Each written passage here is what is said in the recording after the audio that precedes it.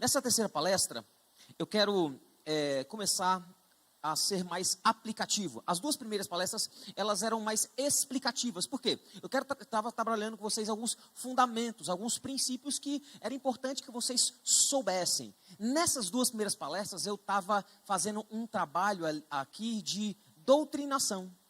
É isso. Qual é o trabalho de doutrinação? É uma análise histórico-cultural para poder mostrar qual que é a resposta bíblica, tá? Para essa realidade cultural, mas também interna, lembra? Para fora e para dentro os movimentos. A partir de agora, nós vamos ser mais aplicativos, vamos aplicar aquilo que nós vimos em estudos de caso, por assim dizer. Nós vamos falar agora sobre pornografia, sobre o desafio que é falar sobre aquelas pessoas transgênero, e depois nós vamos fazer uma parte mais devocional, que é a última palestra dessa parte da tarde.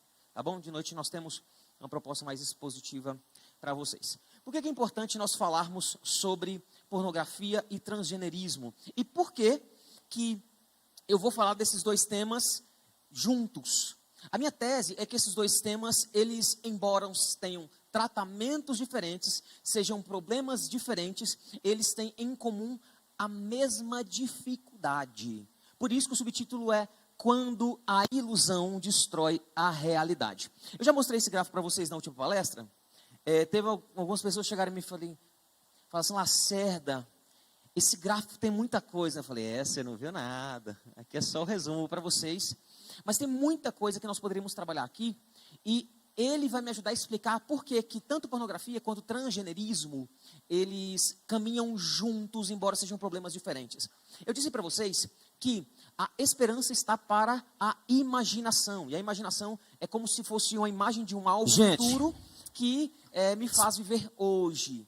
Tanto as pessoas que têm problema com pornografia, como eu ilustrei na última mensagem, elas têm problemas com aquilo que elas enxergam. Porque elas não apenas consomem imagens, como elas passam a ser sexualizadoras das outras pessoas. Elas passam a enxergar não gente que está de frente a elas, mas corpos que de preferência têm que estar despidos. É um problema com a imaginação, com o imaginário dessa pessoa.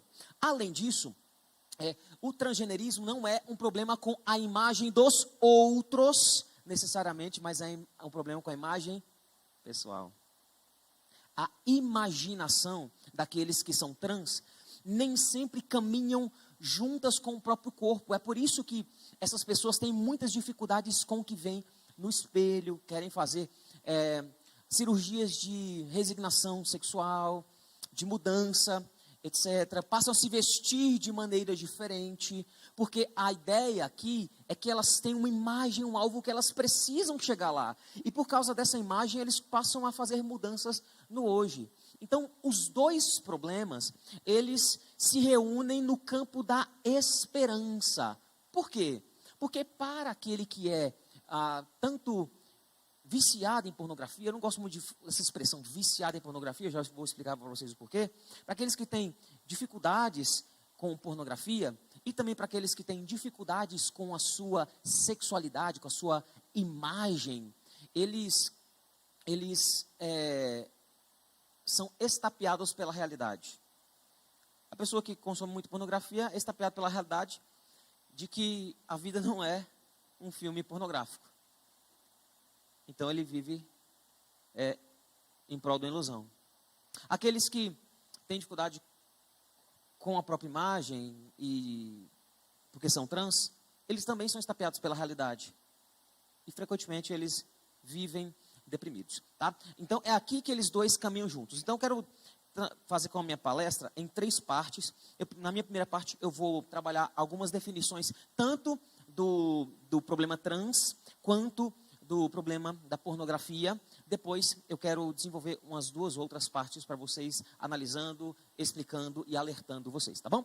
Vamos começar com algumas definições quanto à questão da revolução sexual e a questão do transgenerismo. Como eu disse, a revolução sexual, ele é um eco, né? Algo que aconteceu lá atrás que ecoa. Isso aqui é um sinalzinho do Wi-Fi gigantesco até nós hoje. E por que isso aconteceu? Porque isso acabou influenciando a política e políticas públicas de liberdade. Se hoje nós discutimos assuntos relacionados a isso, é porque ecoou tanto que chegou no ramo da política a ponto de reivindicar políticas públicas para atender essas pessoas que têm problemas específicos nessa área. Influenciou também a ética, porque o comportamento que no passado era suportado, sempre existiu, né, gente, pessoas com esse tipo de dificuldade, desde a queda, mas aquilo que no passado era suportado, hoje é quase que incentivado. E perceba que está uma mudança sutil aqui.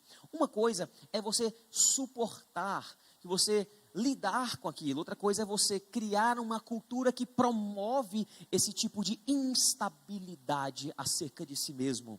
Então é um problema ético também. Além disso, influenciou também o que a gente entende como sendo identidade. Por quê? Porque a revolução sexual passou a ser um referencial para enxergar todo o resto, né? O que é que nós queremos dizer? É importante eu definir isso. Quando nós estamos falando de perspectiva de gênero. E veja, eu estou dizendo perspectiva de gênero. Você não vai me ouvir dizer ideologia de gênero. Por quê? Porque a expressão ideologia de gênero começou a ser utilizada como uma batalha política.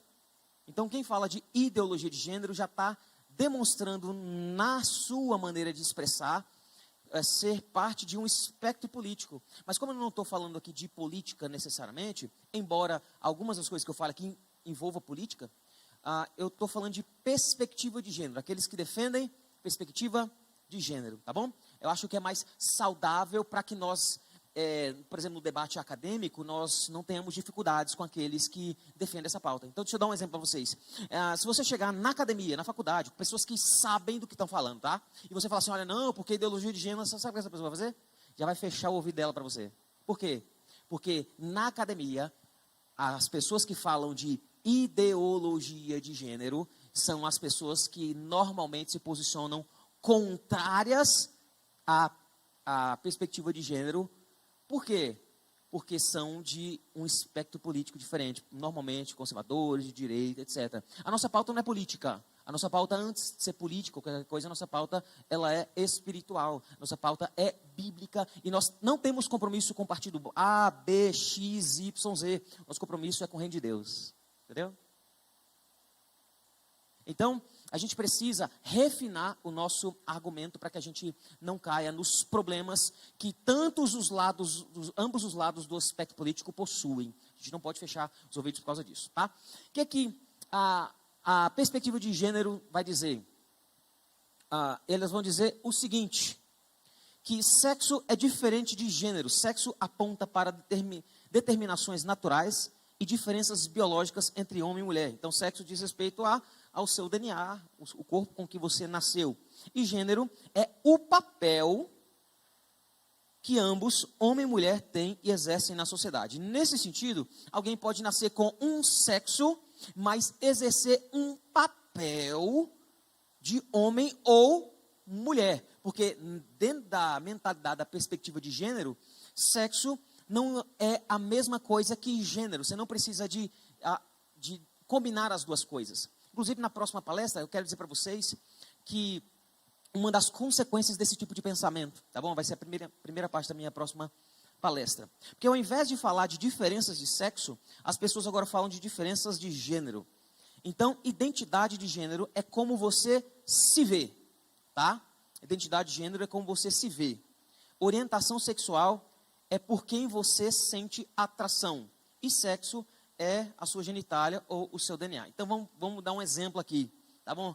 Cadê o Rômulo? Rômulo, vem cá. Rômulo, qual que é o sexo dele? Masculino, né? Se o Rômulo fosse um adepto da perspectiva de gênero, ele poderia dizer que ele é sim do sexo masculino, mas a identidade de gênero dele é feminina e ele começa a se vestir como mulher. Porque ele se identifica, é identidade.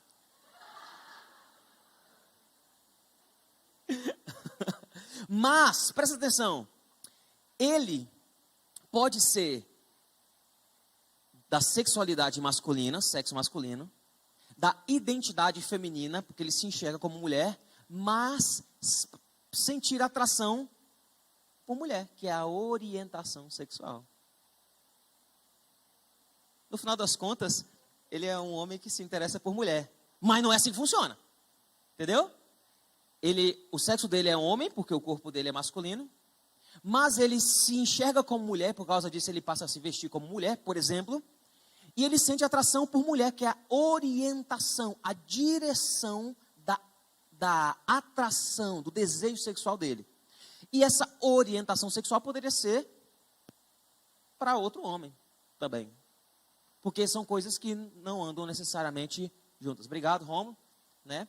Mas é isso que essa diferença que existe entre identidade de gênero, repito, como você se vê, orientação sexual é por quem você sente atração, e sexo, que é a sua genitália.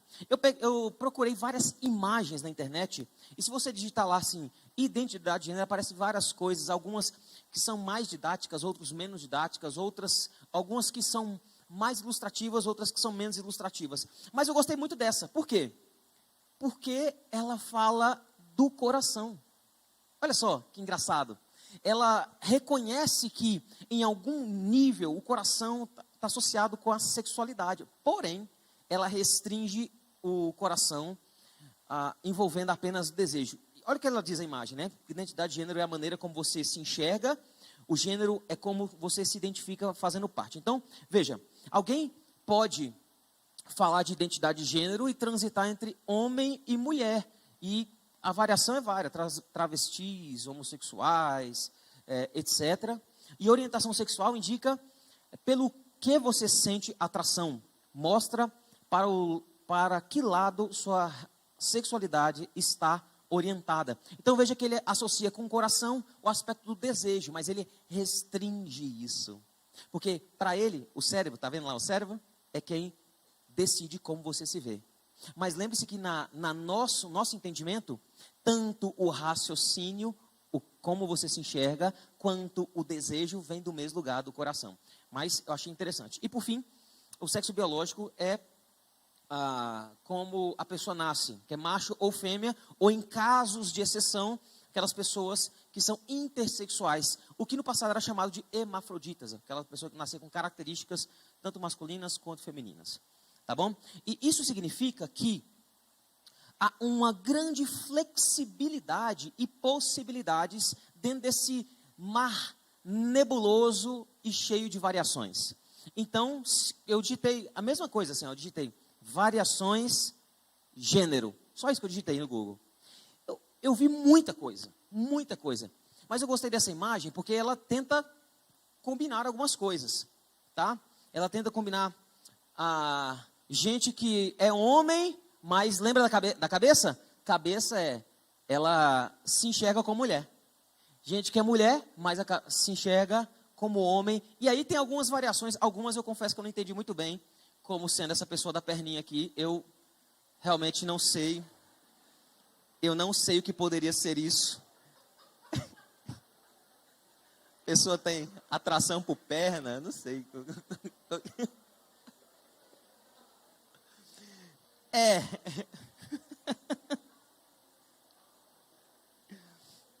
É confuso. Tá bom? Mas assim, quer você sinta atração por pernas ou não?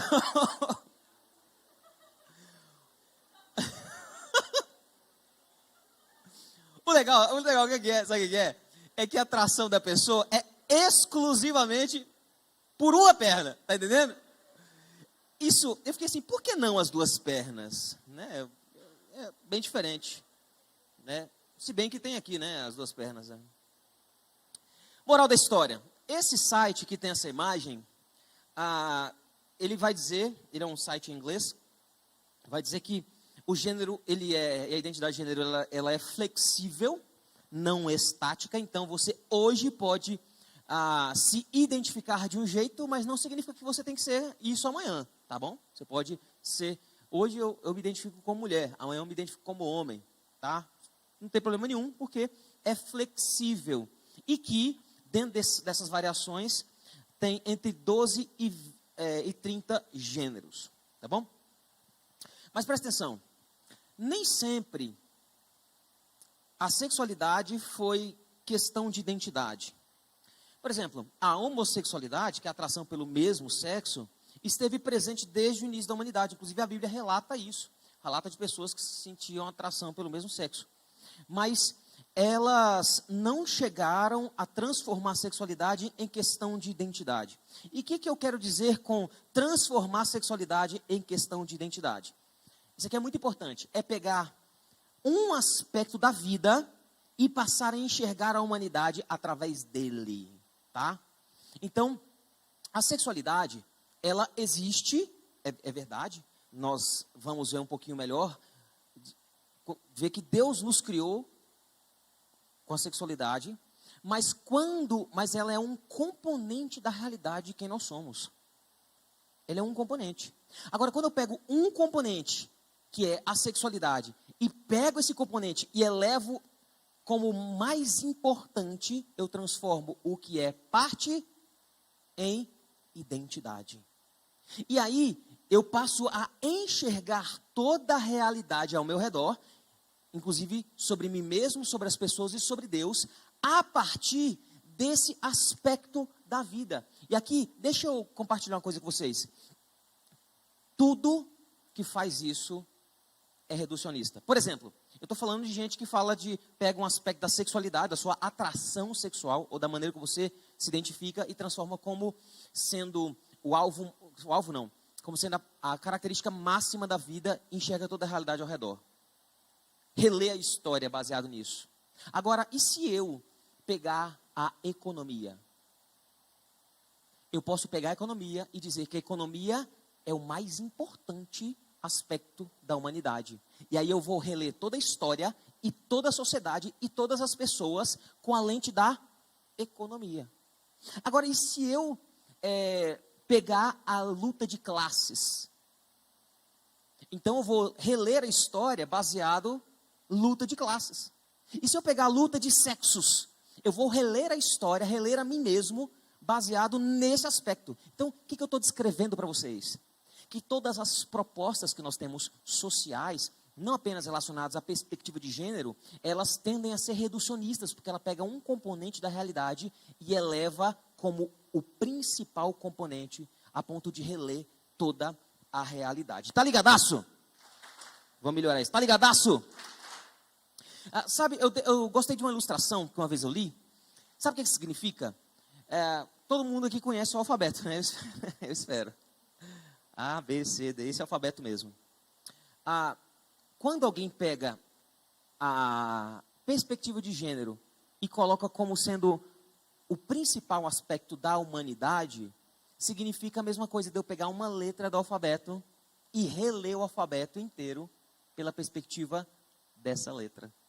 A letra é um componente do alfabeto, mas não o componente do alfabeto, tá bom?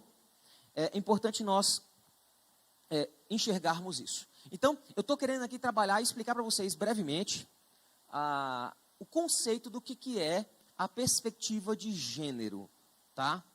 Agora, eu também quero trabalhar com vocês o conceito do problema da pornografia. Na pornografia, tudo começa com o olho. Eu já mostrei para vocês que tem um aspecto da esperança, né, da imaginação, é por isso que nós somos sensíveis à imagem, né?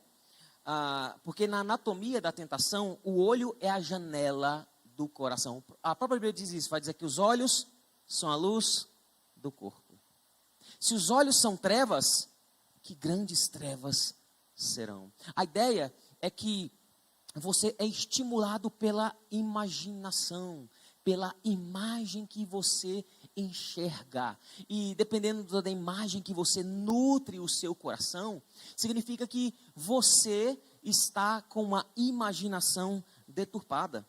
Inclusive, o próprio apóstolo Pedro sabiamente advertiu contra os olhos cheios de adultério, 2 Pedro 2,14. Jó fez um compromisso com os seus olhos e pergunta, como que eu fixaria numa donzela? Está lá em Jó 31. Por quê? homens e mulheres piedosos sempre compreenderam que a vitória sobre os olhos significa santificação da vida como um todo. Agora deixa eu ensinar uma coisa para vocês. Tiago vai dizer que quem controla a língua é perfeito. Está lá dizendo, aquele que controla a língua, doma a língua, é perfeito varão, homem perfeito. A ideia é que as pessoas vão tentar controlar a língua e não vão conseguir. Sabe por que não vão conseguir? Porque não tem como domar a língua. Sabe por quê? Se a boca fala do que está cheio o coração, quem precisa ser domado? A língua? O coração. Entendeu? Deixa eu dar um exemplo prático.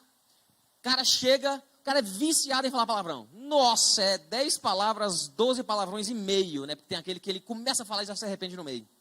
E aí tem gente assim. E aí o que o pessoal normalmente tenta fazer? O pessoal tenta podar toda vez que ele fala para boca suja, cala a boca, menino, né?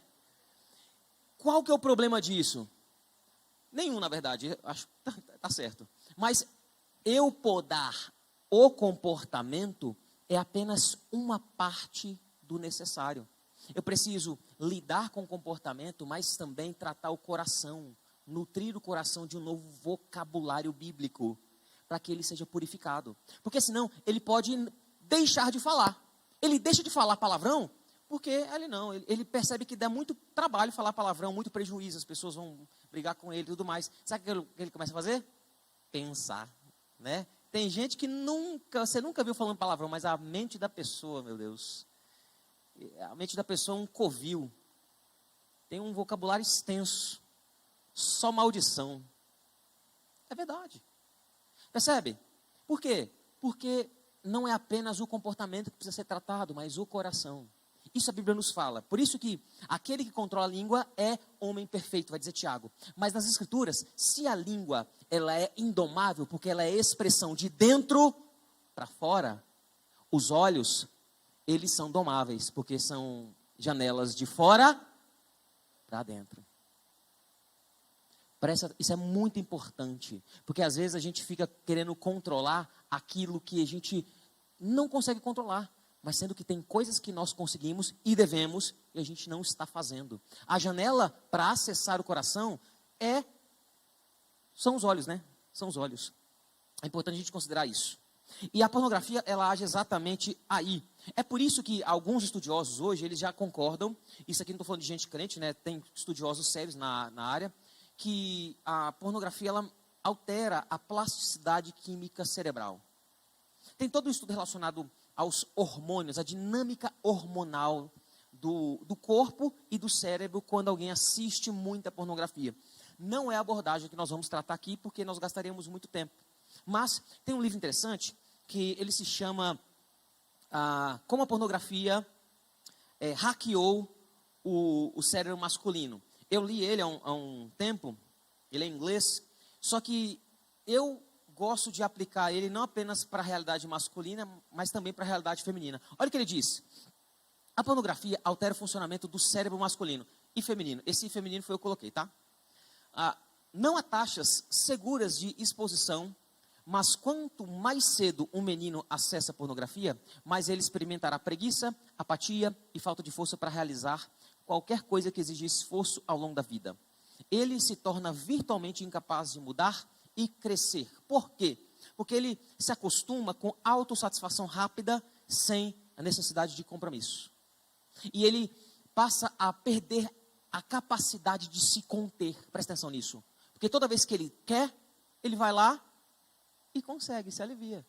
Então, o que estimula esse rapaz a vencer os desafios, lidar com as dificuldades, cortejar uma moça, guardar santidade, se empenhar no desempenho, mas também na satisfação da esposa ao longo da sua vida? Nada. Sabe por quê? Porque ele nunca aprendeu a se esforçar com nada. Então tem muito jovem aqui, eu falo isso com muito cuidado, que não tem problema de procrastinação, preguiça, tem problema com pornografia.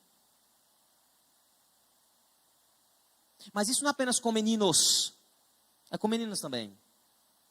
Por que nós somos uma geração virtualmente mais preguiçosa? Porque nós somos hiperestimulados, tanto por pornografia. Às vezes a pornografia não é apenas aquela pornografia explícita, né? Onde tem relação sexual mesmo.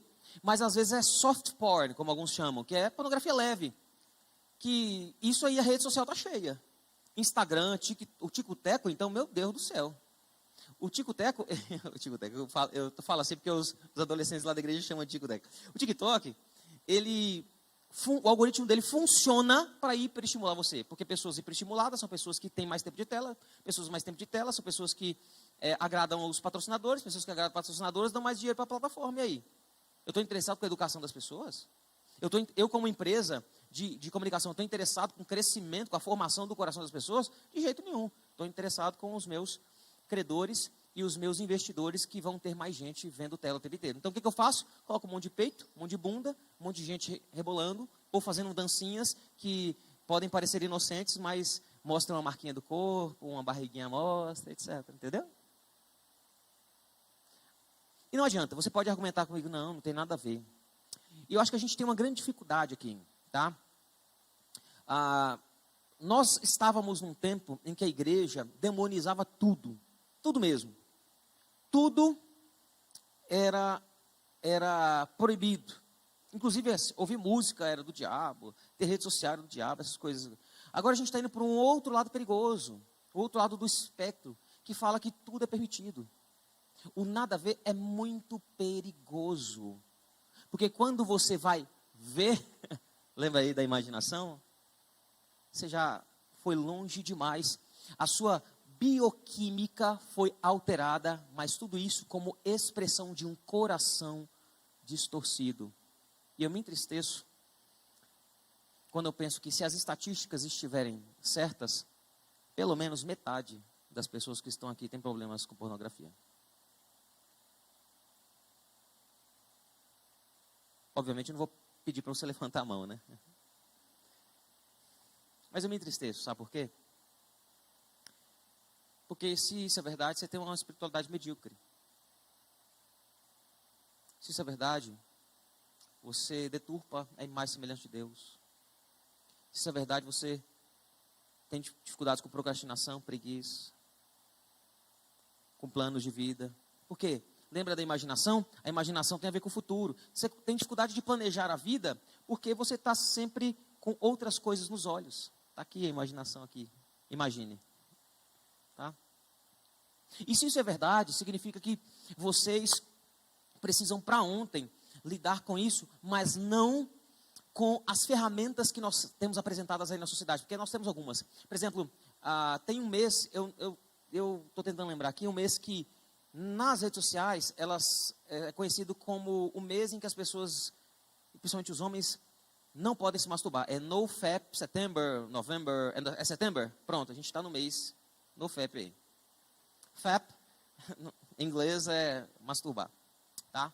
Então, é uma campanha que gente que não é crente faz, NoFap September, que é uma campanha em que durante esse mês você não pode se masturbar porque você está resetando os níveis de dopamina no seu cérebro. Você não pode se masturbar, você não pode ver pornografia, nem nada disso, né? Mas qual que é o problema? Aqueles que conseguem fazer isso, com porcentagem bem baixa, eles normalmente voltam a consumir pornografia e se masturbar depois, como se nada tivesse acontecido.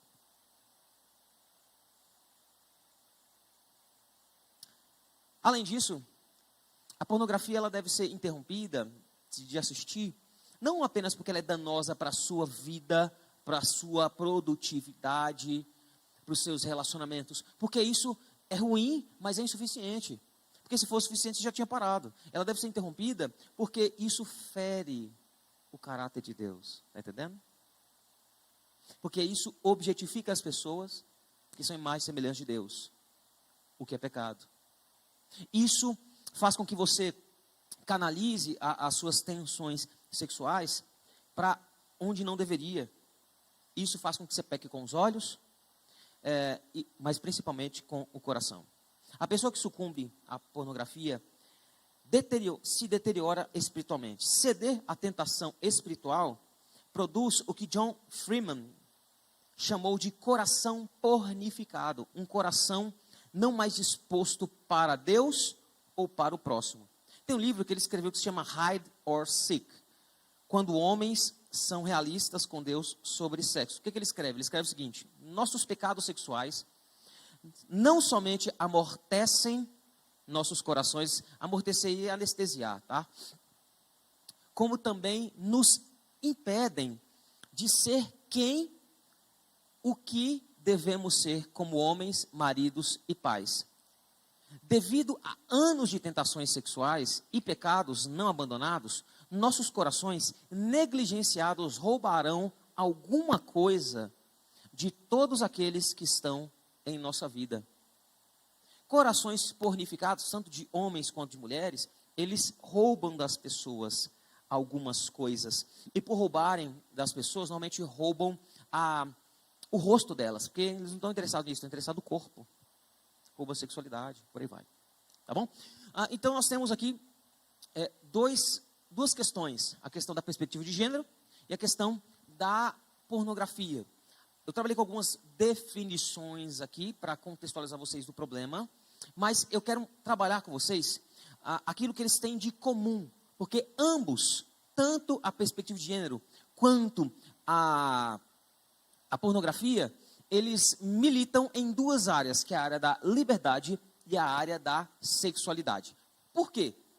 Porque aqueles que são adeptos da perspectiva de gênero vão dizer que querem fazer o que quiser, como quiser. É isso que vão dizer. Aqueles que têm problemas com pornografia, eles vão dizer que eles querem se satisfazer do jeito que quiserem, como quiserem, quando quiserem também.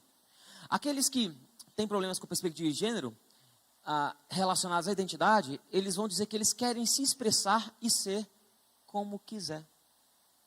Mas aqueles que têm problema com pornografia, eles vão argumentar, ainda que implicitamente, que na ilusão dele, lembra a ilusão, está relacionada à esperança, ele pode ser quem ele quiser, ter o desempenho sexual que quiser e ter a mulher que desejar. Logo, ele pode ser quem ele quiser e ter quem ele quiser. É um problema de identidade também. Além disso, aqueles que são adeptos da perspectiva de gênero, eles não percebem que quando eles fazem isso, eles estão presos aos próprios parâmetros. Por quê? Não existe liberdade para você fazer o que você quiser. Preste atenção nisso. Porque liberdade apenas tem um ser que é totalmente livre. Apenas tem um ser que é totalmente livre. E mesmo sendo livre, ele não age de qualquer jeito. Quem que é totalmente livre? Deus. Mas Deus pode fazer qualquer coisa? Pode? Pode? Pode? Tem gente que fala assim.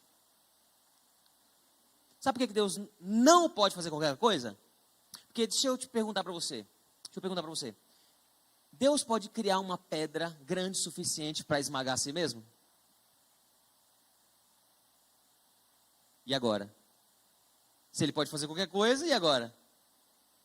Percebe? A grande questão é, Deus tentaria fazer uma pedra para esmagar a si mesmo? Não, porque isso seria agir contra o seu caráter. Deus, ele não pode fazer aquilo que é contra o caráter dele. Ele nem vai tentar. E isso é uma segurança para nós, porque quando a Bíblia fala que Deus é fiel, antes de Deus ser fiel a nós, ele é fiel ao próprio caráter. E o fato dele ser fiel ao próprio caráter, o fato dele ser fiel a quem ele é por causa disso que ele é fiel a você. Ele sustenta você, ele guarda você, ele ama você. Então só tem um ser que é livre, mas não para fazer tudo. Ele é livre para fazer conforme o seu próprio caráter. O problema é que nem esse tipo de liberdade a gente tem. Você, assim como todo o resto da humanidade, é afetada pelo pecado. Então você tem uma inclinação própria. Então você, embora tente fugir, você está preso aos seus próprios parâmetros. Alguém com problemas na área da perspectiva de gênero também. E alguém com problemas na área da pornografia também está preso aos seus próprios parâmetros. Ele não é livre para poder expressar a sua sexualidade do jeito que ele quiser. Porque na expressão da sua liberdade ele encontra mais prisão. É isso que acontece.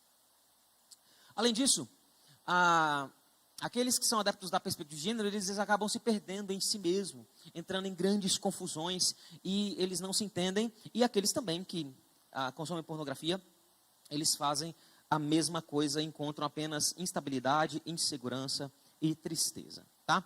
Até agora, nós vimos essas duas análises e vimos que elas estão localizadas no campo do coração, mais especificamente da esperança e imaginação. A pessoa alimenta uma ideia equivocada, baseada numa crença errada, e, por causa disso, ela opera na direção pecaminosa.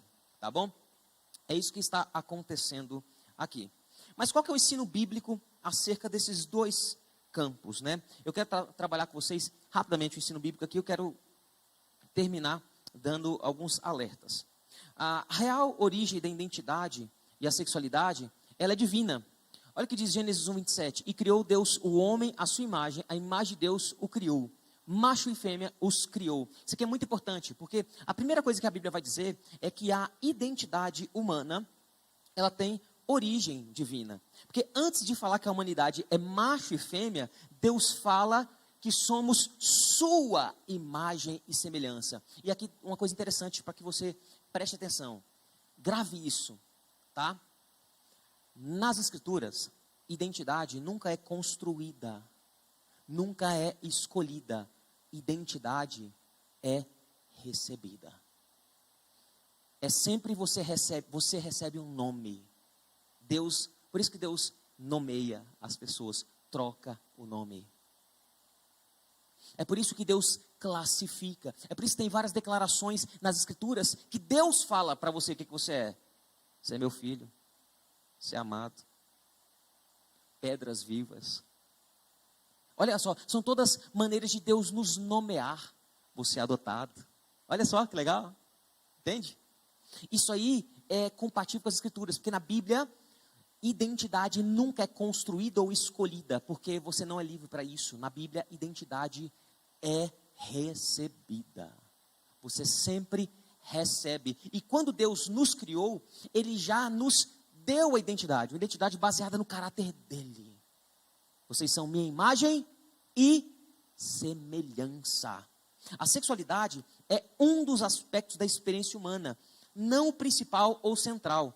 Nós somos imagem e semelhança de Deus como sendo o aspecto principal. Então, se eu pudesse perguntar assim para você, olha, qual que é o aspecto principal da humanidade?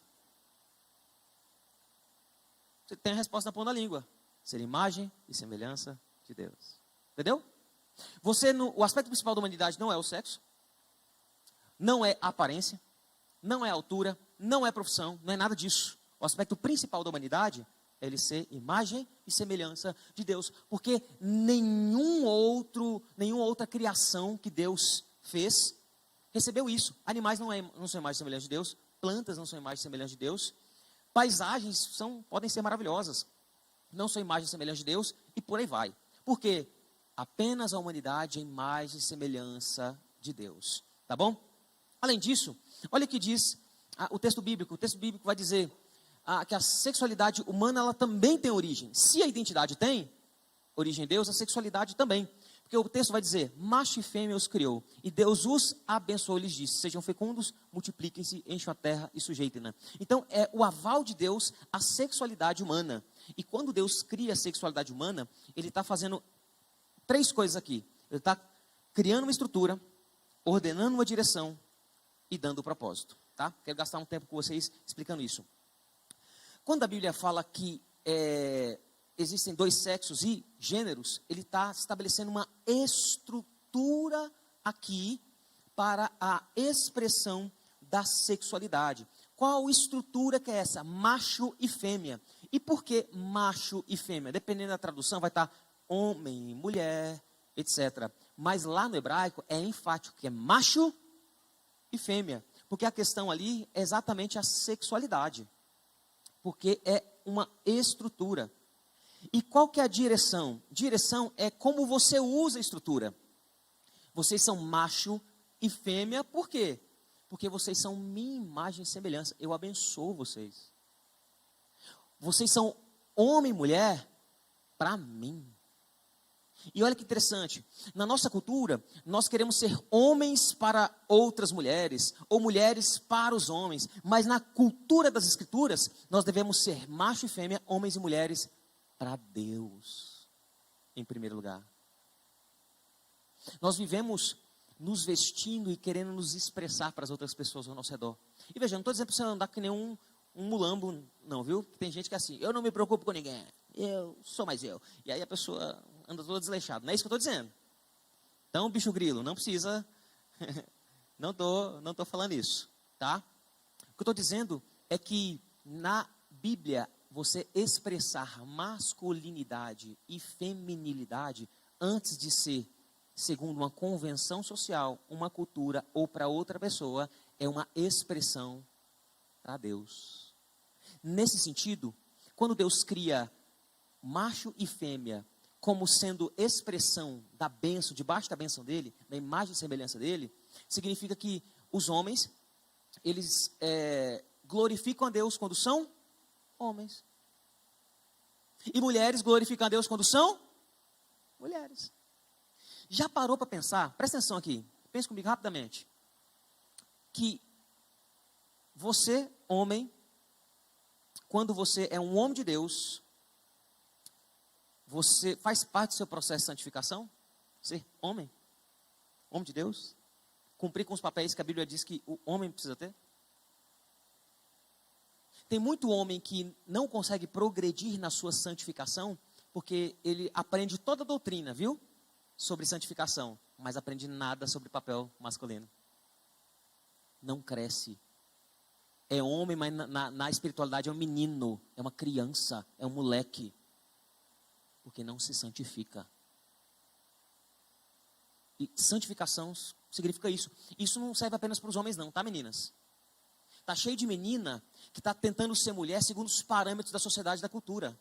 Que confunde feminilidade com sensualidade. As redes sociais é uma podridão para mostrar isso.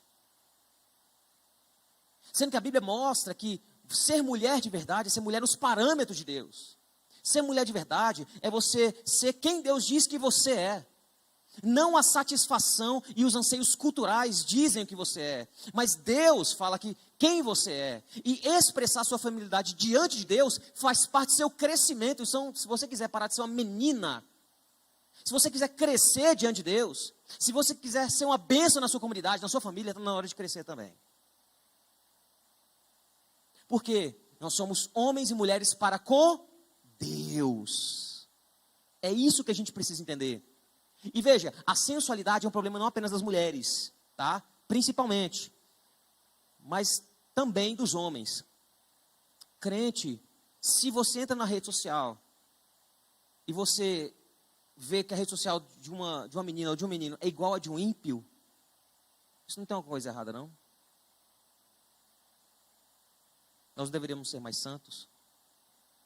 A Bíblia fala que tem coisas que são tão delicadas que nós não deveríamos sequer mencionar no nosso meio. Ele está falando, que Paulo está falando de coisas relacionadas à sexualidade. Tem coisas tão imorais, que ofendem tanto a Deus e ofendem tanto o meu próximo, que a gente não devia nem mencionar no nosso meio. Devemos ter cuidado. Sendo que nós temos banalizado isso. Tudo para satisfazer os anseios culturais daqueles que estão ao nosso redor. Pagando de livre, a gente tem abraçado a nossa prisão. E temos gostado disso. Mas isso não é o que é ser livre. Isso não é o que é ser homem e mulher de Deus. Porque a nossa identidade tem origem nele e a nossa sexualidade também. Isso tem uma direção. A direção é sempre para Deus, uma relação pactual, um pacto para com Deus.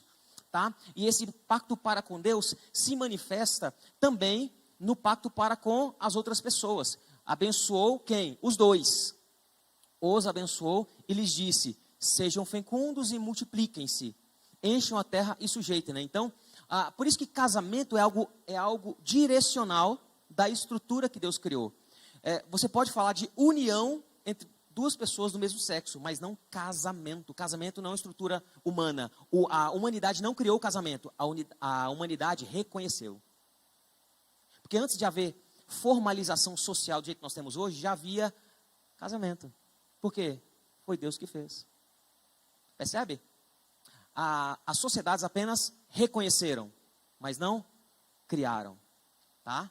Porque essa estrutura, ela é de Deus. E o propósito? É expressar a glória de Deus com a cocriação. Porque eles iriam multiplicar, e quando eles multiplicariam, novas pessoas nasceriam, e novas pessoas também são imagens e semelhanças de Deus, e Deus é glorificado nisso, tá? Então nós temos 3 coisas aí: estrutura, direção e propósito. Agora, vamos pensar aqui.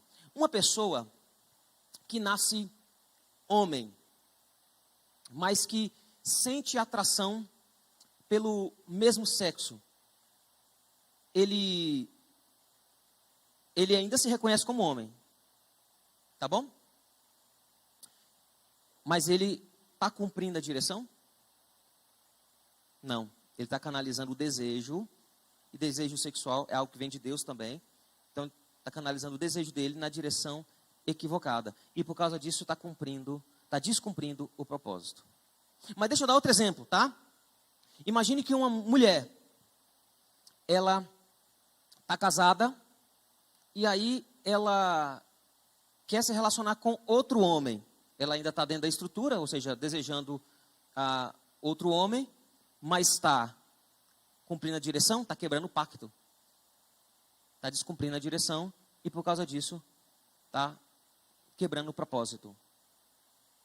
Percebe que como essa linguagem de estrutura, direção e propósito, ela é mais rica para a gente entender o aspecto da homossexualidade ou o problema da trans. E a Bíblia continua dizendo, tá? Que por isso o homem deixa pai e mãe, se une a sua mulher, tornando-se os dois uma só carne. Ora, um e o outro, o homem e sua mulher, estavam nus e não se envergonhavam. Então tem um aspecto de unidade, porque eles se unem, e essa unidade ela é prática e simbólica, prática através da relação sexual, mas simbólica porque eles, o sexo é a maneira como nós nos entregamos inteiramente a alguém. Então, a realidade da relação sexual, ela é muito mais do que as pessoas dizem. Normalmente as pessoas associam sexo apenas com prazer. Mas nas escrituras, sexo, ele significa uma união entre a união mais forte que alguém pode ter com outra pessoa. Por quê? Porque é o símbolo que a Bíblia utiliza para falar de Cristo e a igreja. A Bíblia fala que Cristo vai casar com a igreja quando ele voltar. Inclusive, está aqui uma dúvida, né? O pessoal pergunta assim, olha, e como é que Jesus pode saber como é que é casamento? Ele nunca casou. Já me perguntaram isso. Eu falei, mas ele vai casar. E a esposa dele é a mais difícil que eu já conheci. Ah, é, pastor? Vai casar com quem? Maria Madalena? Vai casar com a igreja. Mas quando a igreja se encontrar com ele, não vai ser a mesma igreja de agora. Ela vai estar imaculada, perfeita, purificada, glorificada pelo sangue do Cordeiro. Jesus sabe as dificuldades da estrutura que Deus criou. E a Bíblia utiliza essa figura, esse símbolo, que é a relação sexual de homem e mulher, dentro do pacto do casamento, para simbolizar a união de Cristo com a igreja. Porque é esse o significado simbólico, embora também seja prático. Timothy Keller, no livro O Significado do Casamento, vai dizer: sexo é o jeito mais poderoso que Deus criou para ajudar você a se entregar inteiramente a outro ser humano. Sexo não deve ser usado para dizer nada menos do que isso. Mas também é simbólica porque aponta para a maneira como Cristo se entregou por nós, pela igreja. Por isso que todas as figuras bíblicas dos papéis do homem e mulher são entre Cristo e a igreja. Cristo, ele sempre se entrega pela igreja, tá bom? Então a gente precisa fazer essas definições quanto ao ensino bíblico. E deixa eu esclarecer algumas coisas aqui. Quando eu falo que homem e mulher são imagem e semelhança de Deus, e nesse sentido eles têm a mesma natureza humana, não significa que eles não sejam diferentes psicológica e biologicamente, tá bom? Homens e mulheres têm diferenças claras, psicológicas e biológicas, mas eles possuem o mesmo valor. Deus criou homem e mulher e ambos a sua imagem e semelhança. Deus criou os dois sexos, macho e fêmea, ambos, são expressão de quem Deus é. Lembra lá que no cristianismo o Deus é uno e múltiplo? Porque ele é um e três pessoas. Quando Deus cria a humanidade, ele também cria una e múltipla. Una porque todos os seres humanos compartilham da mesma natureza humana, mas múltipla porque a diversidade, está entendendo? Essa diversidade ela se expressa primeiramente através do sexo, mas também através das raças que aparecem ao longo da história da humanidade. Todas elas são igualmente imagem e semelhança de Deus, tá? A perspectiva de gênero e também a pornografia, ela subverte essa imagem e semelhança de Deus. Por isso a gente tem que tomar cuidado. Esse é o ensino bíblico. Eu quero terminar essa palestra dando 3 alertas, tá? 3 problemas que normalmente eu observo na igreja quando vou falar desses 2 questões, que é a pornografia e o transgenerismo. O primeiro problema é o problema da balança. O que eu chamo de problema da balança? As balanças antigas, elas funcionavam assim. Você colocava, elas eram 2 braços, tá? Você colocava um peso aqui e o outro braço levantava, né? Eram mais ou menos assim. Então, o que você tinha que fazer? Você tinha que colocar algo aqui e equilibrar de peso o outro lado para ela ficar balanceada. Por que eu chamo isso de, o que eu chamo de problema da balança? Se por um lado, nós temos militantes da perspectiva de gênero tentando difundir suas ideias, e eles utilizam bastante isso, são bem coordenados. Qual que é a reação das pessoas? A reação da maioria das pessoas, dos cristãos que eu estou falando, é afirmar que a saída é nós defendermos a heterossexualidade para combater a perspectiva trans. Por que a gente tem que tomar cuidado com isso? Porque a gente corre risco da balança. Se a balança pende para um lado, a gente corre risco de pender para o outro. Mas veja, a heterossexualidade não é o propósito do ser humano. Qual que é o propósito do ser humano? O propósito do ser humano é a glória de Deus. Quer você seja homem, quer você seja a mulher. Por que a gente tem que tomar cuidado? Porque quando a gente argumenta para combater o transgenerismo com heterossexualidade, a gente está excluindo os nossos irmãos e irmãs que têm dificuldade e atração pelo mesmo sexo. Nesse sentido, eles vão ser sempre palha na nossa igreja, entendeu? A resposta não é nós reafirmarmos aquilo que é hétero. Porque o propósito do ser humano, antes de ser hétero, é entender que é a imagem e semelhança de Deus. O que a gente normalmente faz? Basicamente a gente tenta revidar com a mesma moeda, sabe? Só que de outra maneira. Só que a gente acaba caindo no mesmo discurso deles. Isso é um grande problema. Porque a gente tentando combatê-los, a gente usa o mesmo discurso deles e a gente perde. A gente perde. E a gente tem perdido bastante por causa disso. O propósito da humanidade, o último, é sempre a glória de Deus, essa imagem e semelhança de Deus. Tá? Isso não é definido pela sua atração. Outro problema, que é o problema de definição. Primeiro problema é o problema da balança. Segundo problema é o problema de definição. Eu gosto eu sempre ensino lá na igreja que não existe crente gay. Como assim, Lacerda?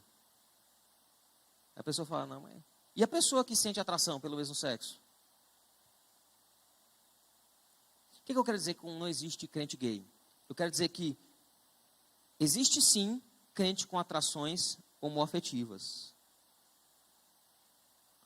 Quando eu falo de que existe crente gay, eu estou colando a atração dele na identidade dele. Percebe? Eu estou colocando ele numa caixinha. Mas quando eu falo que eu tenho um crente que tem dificuldades nessa área, que sente atração, o que eu estou dizendo? Ele é crente. Mas o pecado dele é esse. Mas isso não define ele, porque quem ele é crente. Percebe? A gente tem que parar de usar os nossos pecados para nos descolar, para nos definir nossa identidade. Isso é um problema muito grande, não apenas com quem tem problemas na área do desejo trans, mas também gente que consome pornografia. E veja, nesse sentido não existe crente viciado. Tem crente que consome pornografia. Está errado. Porque quando eu falo que ele é viciado, eu estou dizendo que a identidade dele é o vício. Essa é a minha dificuldade, inclusive, com alcoólicos anônimos, que eles sempre começam a reunião falando assim, olha, olá, eu sou Luiz Lacerda e eu sou alcoólatra. A pessoa, ela não bebe faz um tempo, mas a identidade dele está colada ao seu vício. Mas quando a Bíblia vai nos mostrar que o que Cristo fez por nós, ele vai dizer que a nossa identidade não é mais aquilo que o pecado que a gente fez, que a gente praticou. Nem a nossa atração, nem a nossa dificuldade. A Bíblia vai mostrar que a nossa identidade está conectada ao nosso Salvador. É por isso que várias vezes nas Escrituras vai falar assim, em Cristo, tá vendo? Em Cristo nós somos amados, em Cristo nós somos libertos, em Cristo nós somos adotados, em Cristo nós somos redimidos, em Cristo nós somos santificados, em Cristo nós somos salvos. Porque o que se cola em quem nós somos não é o nosso desejo, não é o nosso anseio. O que se cola em quem nós somos é quem Jesus é, e quem Jesus é em nós. É isso que se gruda a nós, e nós não podemos separar isso. Então, se nós não podemos separar isso, por que nós vamos adotar esse discurso que nós somos definidos pelo que nós sentimos? Pela atração e pelo pecado que a gente tem. A gente deveria tomar cuidado com esse problema da definição, porque quando a igreja faz isso, ela já está caindo nas mesmas categorias daqueles que defendem e promovem a perspectiva de gênero. A gente já caiu no discurso, e isso é um grande problema. Quem nos define não é a nossa atração ou fraqueza, mas o nosso Deus e a sua força. Tá bom? E por fim, um terceiro problema é um problema dos hábitos. Eu tenho dito para vocês que esses problemas que nós temos por aí, que são problemas sociais, eles antes de tudo são problemas religiosos e também eles têm origem espiritual, no coração. Até aí, beleza. Mas isso não significa que na espiritualidade cristã não exista espaço para a disciplina cristã. Porque um coração firmado em Deus, ele está acostumado a operar em Deus. Lembra que eu utilizei a linguagem do gráfico? Ele crê corretamente, ele tem a imaginação correta e ele opera corretamente. Então, a vida cristã não é apenas afetos redimidos, mas comportamentos santificados. Tá bom? Porque as escrituras, elas nunca descolam aquilo que nós sentimos daquilo que nós fazemos. E é por isso que a gente precisa melhorar as nossas definições através de liturgias diárias, através de hábitos santificados. Colossenses 3:5 está escrito assim: portanto, façam morrer tudo que pertence à natureza terrena. Ele tem uma lista: imoralidade sexual, impureza, paixões, maus desejos e avareza, que é idolatria. Por causa dessas coisas, é que vem a ira de Deus sobre os filhos da desobediência. Agora veja, ele está falando de uma categoria diferente. Isso aqui tudo é filhos da desobediência. E quem é filho da desobediência? A ira de Deus vem contra eles. Agora tem uma pergunta: a ira de Deus vem contra você? Pergunta sincera, vem ou não vem? Então deixa eu te ensinar uma coisa. Nas escrituras, se você está em Cristo, a ira de Deus nunca vem contra você. Vem disciplina. Mas disciplina é a expressão da misericórdia e da graça de Deus. Hebreus vai dizer que Deus disciplina os filhos que ama. Deus se ira contra aqueles que não são filhos, tá? Aqueles que não creem em Jesus. Mas nas escrituras, para os filhos, eles nunca encontram o pai irado. Um pai com punhos cerrados para te punir. Ele sempre encontra um pai de braços abertos para te transformar, para te acolher, para te santificar, para te mudar. Sabe por quê? Porque a ira de Deus que era para estar sobre você, estava sobre Cristo na cruz. Isso significa que o Deus, que é o seu Deus dessa tarde, ele não está irado contra você. Ele pode estar triste, decepcionado, mas não irado. Ele pode disciplinar você, para tratar você, mas não irado. Porque ira é só para quem não conhece a Cristo. Ira é para ímpio, gente que não conhece a Deus. Para filho não tem ira, para filho tem apenas disciplina. E Paulo mesmo vai dizer isso. Vocês também andaram nessas mesmas coisas. Então ele tem uma diferença entre filhos da ira e os crentes lá de Colossenses. Coisas no passado, quando viviam nelas. Qual que é a diferença que ele faz ali? É que ele entende que crentes, eles podem eventualmente praticar imoralidade sexual, impureza, paixões de maus desejos e avareza, que é a idolatria por causa. Ele entende que crentes podem fazer isso. Mas ele entende que crentes não podem ser definidos por isso. E entende que crentes devem lutar contra isso. Por isso que ele vai dizer, portanto, façam morrer. A estrutura desse texto é muito legal, porque Colossenses 3, versículos 5 e 7, tem uma estrutura igual a Colossenses 3, versículo 8 e 11. Todos têm uma ordem principal, uma lista de pecados e uma motivação para a obediência. Qual que é a ordem principal de Colossenses 3? Façam morrer a natureza terrena.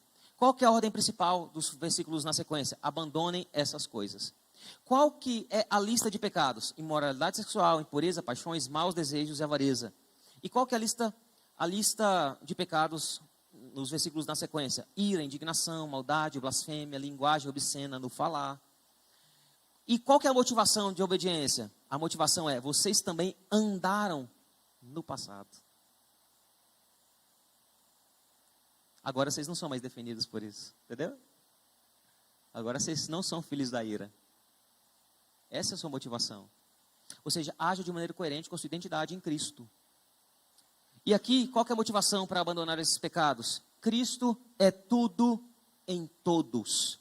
Essa estrutura nos ensina duas coisas. Primeiro, nós não devemos escolher categorias de pecado para nos arrepender. Às vezes eu acho que nós somos paranoicos com alguns pecados sexuais, mas muito negligentes com pecados comportamentais, como ira, indignação, maldade, entendeu? Pastor, eu sou pavio curto, mas não assisto pornografia, né? Glória a Deus. Quando Paulo ele coloca essas duas categorias de pecado em paralelo, ele está dizendo, abaixa sua bola, tá? Você está aí julgando o irmão pela dificuldade dele, só que tem outras que são igualmente odiosas, que você deveria combater também. Fica no seu lugar, fica de boinha, sabe? Sabe por quê? Porque às vezes a pessoa ela tem problemas com seus maus desejos, mas a gente é muito tolerante com quem é blasfemo, fofoca. A gente é muito tolerante com quem é maldoso, maledicente, abre a boca só para amaldiçoar, falar mal das pessoas. A gente é muito tolerante com quem é indignado. O que é indignada? A pessoa, indignação nas escrituras é a pessoa hipersensível. Tudo para a pessoa, não gostei. Não gostei, sabe? Vou sair do louvor. Se não for desse jeito, eu nem quero, viu, pastor? É complicado. Hipersensível. A gente é pouco tolerante, às vezes, com aqueles nossos irmãos que são impuros, mas a gente é muito tolerante com aqueles que são irados, bravinhos. No futebol da igreja, vira um bando de animal. Estou falando sério. A gente...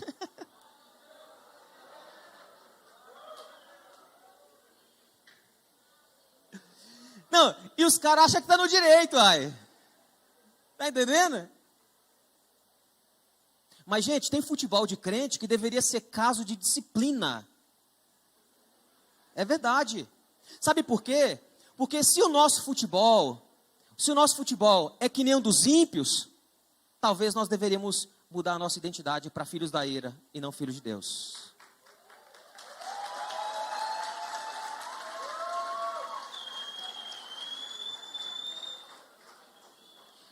Mas a questão aqui, preste atenção nisso. Mas a questão aqui não é que nós deveríamos ser tolerantes com uns e tolerantes com outros. Que nós deveríamos ser santo com todos. Está entendendo? A gente não tem dois pesos e duas medidas. Os pecados realmente a Bíblia vai mostrar que eles podem ter consequências diferentes e pesos diferentes. A gente não defende a ideia de que não existe pecadinho e pecadão. Existe sim, tá? Existe sim gravidades diferentes. Tanto que Deus vai falar que odeia aquele que semeia contenda entre os irmãos, tá? Existe diferença de gravidade de pecado, mas o tratamento tem que ser misericórdia para com todos. E nós não devemos tolerar nada disso. E quando eu falo tolerar, significa que nós não devemos afastar essas pessoas, mas acolher para que elas possam frutificar. Tanto o meu irmão que tem dificuldade com pornografia, tem dificuldade com atração pelo mesmo sexo, mas também o meu irmão que é irado, que ele é fofoqueiro, tem a linguagem obscena no falar, etc. Todos precisam da mesma graça, porque nós não podemos demonizar alguns pecados em detrimento de outros. Nós somos crentes e o nosso padrão não é a maldade do outro, mas a santidade de Deus. Essa é a primeira coisa que a gente precisa aprender com isso. Nós não escolhemos categorias de pecados para nos arrepender. Mas isso também nos ensina que o caminho, segunda coisa, né? Que o caminho da santidade cristã é de substituição. Porque a Bíblia, quando ela fala assim, fazei morrer a natureza, e ele lá descreve qual que é a natureza, na sequência, fala um monte de outras coisas que nós deveríamos fazer no lugar. A espiritualidade cristã nunca é apenas deixar de fazer algo, porque isso é condicionamento comportamental. Nós não devemos apenas mudar comportamento. O nosso problema não é apenas comportamento, mas é o coração. Então nós deveríamos aprender que a santidade, ela é um caminho de substituição. É deixar de fazer algumas coisas e substituir por outras práticas que são santas. Porque normalmente é assim, ó. A prática pecaminosa, ela gera o hábito escravizador que alimenta um caráter rebelde. Caráter já tem a ver com identidade. Caráter, tá entendendo? Que faz você agir praticando mais pecado, que repetidamente se torna um hábito escravizador que vai alimentar o seu caráter. E veja, a pessoa que tem dificuldade, sente atração pelo mesmo sexo, se ela praticar o pecado repetidamente, isso se tornar um hábito escravizador, o caráter dela vai ser deformado e rebelde. Se a pessoa que consome pornografia, ela praticar o pecado repetidamente, se tornando um hábito escravizador, ela vai ser deformada por um caráter rebelde. Mas qual que é o caminho de substituição cristã? O caminho de substituição é nós interrompermos a prática pecaminosa, que leva ao hábito escravizador e gera um caráter rebelde, para uma prática obediente. Porque nós treinamos o nosso coração com liturgias de práticas santas. Por isso que eu digo para você que você tem que coibir aquele que é desbocado, mas você precisa alimentar o coração para que o coração seja santificado, entendeu? As duas coisas têm que caminhar juntas, nem só uma ou outra, é uma e outra. Então, você interrompe a prática pecaminosa, para de ver pornografia, mas não é suficiente, tem que tratar o coração, tá? Você para de cultivar o desejo pelo mesmo sexo, mas não apenas isso, tem que também santificar o coração. Você troca por uma prática obediente, e aí você cultiva um hábito libertador, e você recebe um caráter santificado. Esse é o alerta era o problema do hábito. Por quê? Porque apenas isso é suficiente para tratar o nosso coração. Lembra que o coração, ele não apenas tem fé para habitar e esperança para imaginar, mas tem amor para operar. Então você precisa de operação, de ação, mas você precisa também de imaginação, esperança, para você firmar a sua fé e alimentar o seu coração. Vocês se lembram que eu na mensagem passada, eu falei de um homem que ele tinha o desejo por crianças. Ele procurou ajuda. Porque ele tinha um sobrinho, ele estava olhando o menino com outros olhos. Esse homem, ele teve o coração tratado, ele teve que se arrepender. Porque ele estava a ponto de operar, segundo a crença de que aquilo daria satisfação para ele, por causa de uma imagem distorcida. Então, eu dei uma esperança para ele. Eu falei primeiro você crê em Jesus, que ele morreu pelos seus pecados? Eu creio. Então, se você crê em Jesus, você não é definido pela sua atração. Primeira coisa. Segunda coisa. Isso não significa que você é livre para desejar o que você quiser. Mas deixa eu te dar uma imagem. A imagem que um dia essa atração não mais existirá. Uma imagem em que os seus desejos, seu coração vai ser santificado. Uma imagem que você hoje pode ter esperança. Uma imagem de um Deus que governa sobre você e que você precisa obedecer. E então você vai operar por amor a Deus, não por amor a si mesmo. A história é um pouquinho longa para eu terminar de contar aqui, mas 6 meses depois, eu me lembro do homem aos prantos, com lágrimas nos olhos, dizendo o seguinte: há décadas eu luto sozinho contra o meu desejo, mas na minha força eu fracassei. Quando Deus me deu uma nova perspectiva através da Bíblia, eu fui destruído. Mas Deus amorosamente, com suas mãos duras, mas graciosas, me formou. E hoje eu estou liberto. Tem libertação para você também, porque o Deus é o mesmo. Vamos orar?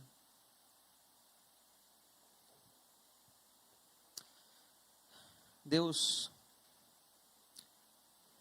muitos dos que estão aqui, eles têm problemas com pornografia, sentem atração pelo mesmo sexo, estão cansados, sobrecarregados, entristecidos, desmotivados, já tentaram várias coisas, já fizeram várias promessas para o Senhor, quando na verdade, Deus, o Senhor não pede promessas nossas, o Senhor nos dá promessas. Na tua palavra, o Senhor promete que nada pode nos afastar do teu amor, nem poderes, nem alturas, nem profundidade, nem qualquer outra criatura, nada poderá nos afastar do teu amor, nem desejos impuros, nada poderá afastar do teu amor, nem olhos podres. O que é mais importante do que as promessas que nós fazemos para o Senhor e falhamos, são as promessas que o Senhor faz para nós.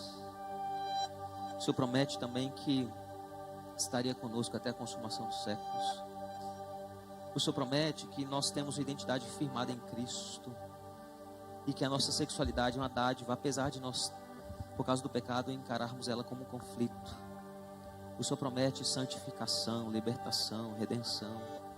O Senhor promete santificação, porque o Senhor não morreu para que nós permaneçamos do mesmo jeito. O Senhor morreu para mudar a nossa vida. Talvez essa luta dure a vida inteira, Senhor, mas eu peço, comece a fazer hoje uma obra que o Senhor concluirá na eternidade, mas comece a fazer. Dê uma imaginação nova, a imaginação de um corpo glorificado, com desejos purificados, com lábios puros, com olhos santificados. Alimenta a fé que o Senhor nos ama e que o Senhor está tratando, santificando apesar de nós, e que nada poderá impedir o teu propósito de glorificar o seu próprio nome através da santidade que o Senhor mesmo está produzindo no teu povo. E ajuda-nos a operar em amor, em obediência, santidade, abandono de pecado, fazendo morrer a nossa natureza terrena. Nós oramos no nome de Jesus, porque é Jesus o nosso Salvador. É Jesus que recebeu a ira do Senhor para que nós pudéssemos receber a avalanche do teu amor. Amém.